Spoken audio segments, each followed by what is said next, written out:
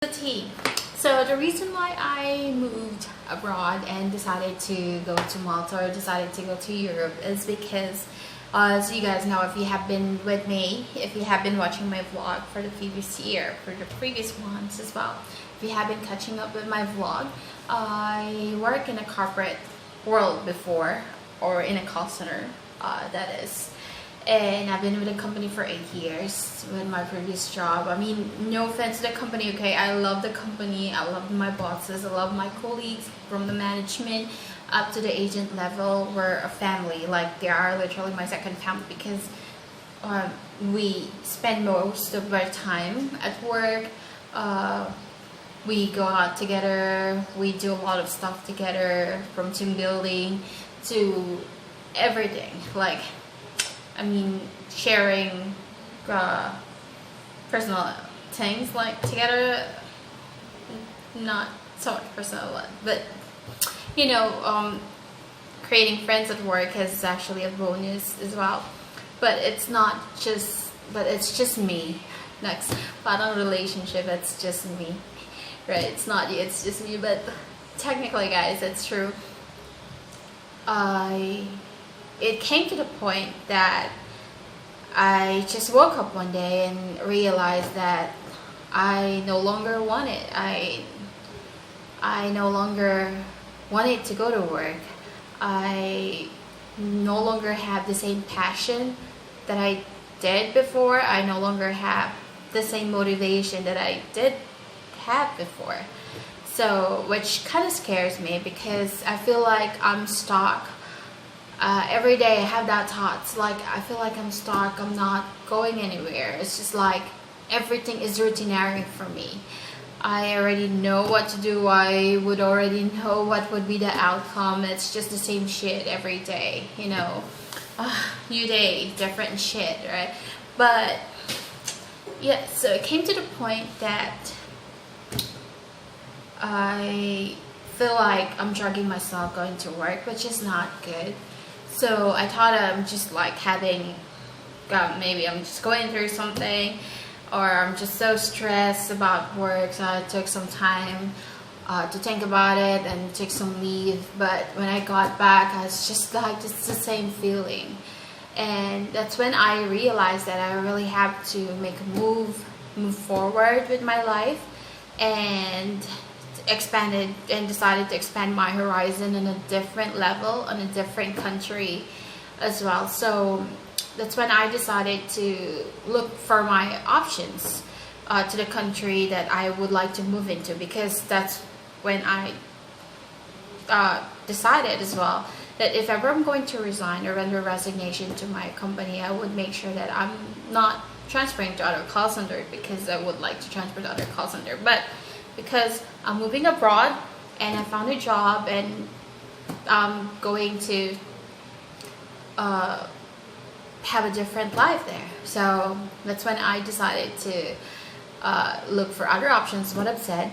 And first option is actually to moving to the States, or to moving to US, because I kind of know already like the US culture.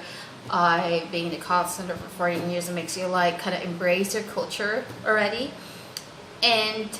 But when there are like several news about shootouts in schools and public locations and all that ish, which kind of scary, and it made me feel like it's not safe to work there anymore.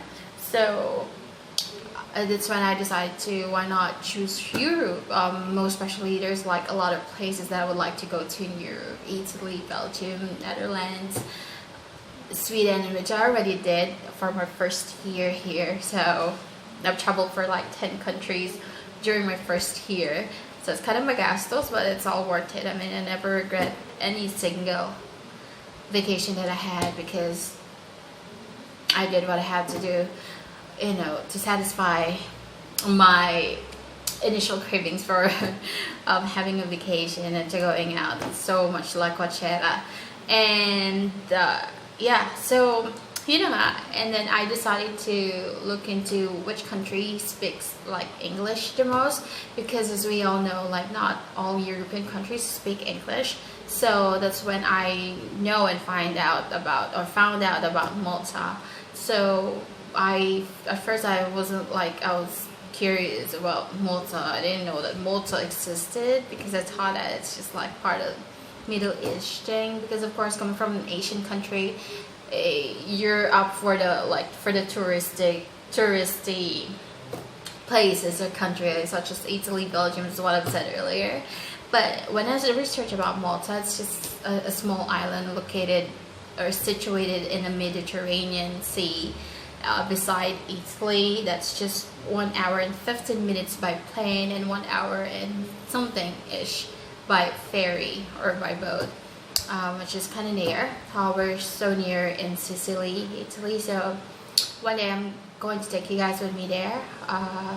Yeah, one day, I'll promise that. And yeah, so that's when I found out about Malta. The good thing about it is just that, number one, 90% of the population speak English, and it's just roughly about like 400,000 people who lives here in Malta. So it's just it's really small place. Second, as what I've said, it's a very small island. It's not even 1/8 of the Philippines. Maybe Malta is just equivalent, well, not maybe, but it is just literally equivalent to one proper town or province in the Philippines. That's equivalent to 400,000 something people. So that's how small it is. But number three, the good thing about staying in Malta and choosing Malta is just that there's a lot of job opportunities everywhere, most especially during summer. So I know a lot of people, because I have a lot of part-times, may it be European, may it be Asian people. They have part-time jobs, which actually helps them a lot to pay out their bills. So they don't have to spend anything anymore out of their pocket or out of their salary. So their part-time jobs can actually just settle all their bills, including paying for the rent of their flat or their houses, which is good. So if you're really masiba, guys, you can just really like earn a lot of money here. Yeah, and that's the good thing about it. It's just that's when I feel happier the most. Like I never regret any single bit of my decision of moving abroad. This is where I learned how to cook, because I do not know how to cook. I suck at cooking. Even just cooking the rice, it's already burned. My mom can attest to that, and my sister can attest to that. I don't really cook at home. I do not know how to cook. Like even the simple eggs, it's just sometimes it's burnt. Not sometimes, but most of the time it's burnt, and the rice. So when I moved here, I learned how to cook. I learned how to do household chores like the cleaning and stuff. What am I saying? I only know how to clean my own room, but not like the whole house itself, because this is like this is like a huge house that we have, so we have to clean it, to mop it and all that ish. And the first time like I cleaned the house, like it took me about like 3 hours to do that, and my back really hurt so much because I really do not know how to do it. So I had to, yeah, well, on the other hand, I'm thankful for my flatmates, because they taught me a lot, like cleaning the house, cooking, and all that dish. And my friend, I learned how to cook adobo, sinigang as well, and yeah, and pasta. So, which is great. Well, in being independent in a foreign country is really hard, because most especially when you are sick, you really have to take care of yourself. So I learned to be more independent when you come here. When I was sick, I just go directly to the clinic and all that ish. But even though you're sick, you have to go to work, right? You have no choice. Although you have your sick leave, but you can actually use it for emergency thing. So, well, the good thing about moving abroad is just that they are very lenient when it comes to holidays, because that's the difference between an American company and a European company. Working in an American company for 14 years, that's where I realize and figure out the difference. With American company, you have to really like work your ass off, as if like you can only breathe, or you can only take your leave when you're dying. But like in in a European company. I mean, you take your time. It's like it's a balance. It's a work and life balance. So they believe in having you taking your time to distress and to enjoy your allocated holidays or your vacation leave. So they really like support you in that, which is good. That's the reason why, that's one of the factors why I love staying here in Europe as well. So because it's good to, you know, to spend your holidays just like in one country. You want to go to Europe, you want to go to Italy, you can just go to Italy and fly.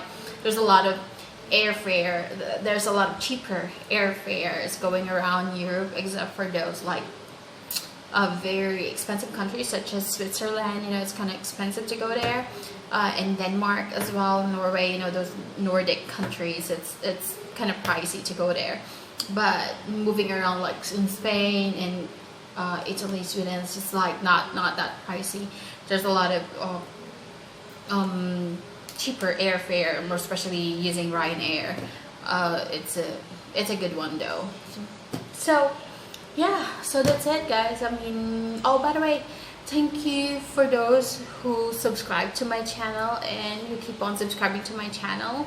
I really appreciate you guys subscribing to my channel, following me on my social media. You can just follow me, Pinay in Europe, on Instagram and on Facebook as well. I have a page. You can just go ahead and follow me on those. I do not, I mean, although I'm not active every day, but I made sure that whenever I answer to inquiries, I answer to comments and all that ish. So thank you.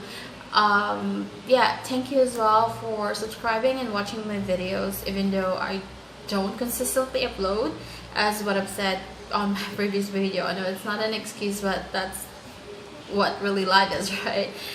We have our own priority. Although having a video is having my vlog uploaded, it's my second priority because I really love vlogging. I wanted to document what's happening in my life every day, so at least I would have something to look into, to, you know, to watch when I get old, that I've been into these places. And yeah, and what else? Yeah, so I don't know what else to say. And always take care, guys, as well. Always take care. For those of you who are asking me questions about agency stuff, I did have a video about it for top 4 agencies. Again, the reason why I only chose the top 4 agencies because those are proven and tested agencies. Now, for those people that I know already, they are here, and they've used those agencies that I recommended on that video that I had for the previous month for the top 4 agencies. And yeah, so I don't know. Suggest or just give me a shout out on whatever. Leave your comment section box below. Thank you for staying and thank you for watching and for subscribing to my channel. I hope to see you guys on my next one. Yeah, always take care, and for those who are still processing your papers going here, good luck. I hope you'll be here soon, and always take care, guys. Please do take time to always investigate the company that you're applying for to make sure that it's legit, because it's really mahirap na maloko. You know, ang daming mga manloloko mo, especially if they're asking for money. So please, no company, based from my experience, okay, POEA does not honor any agent from the Philippines. They only honor agencies from the Philippines, okay? So you have to make sure that you really have a physical agency in the Philippines and that they are registered by POEA, so you can get your OEC and you can legally fly here. Okay, bye. See you next time. Bye-bye, guys.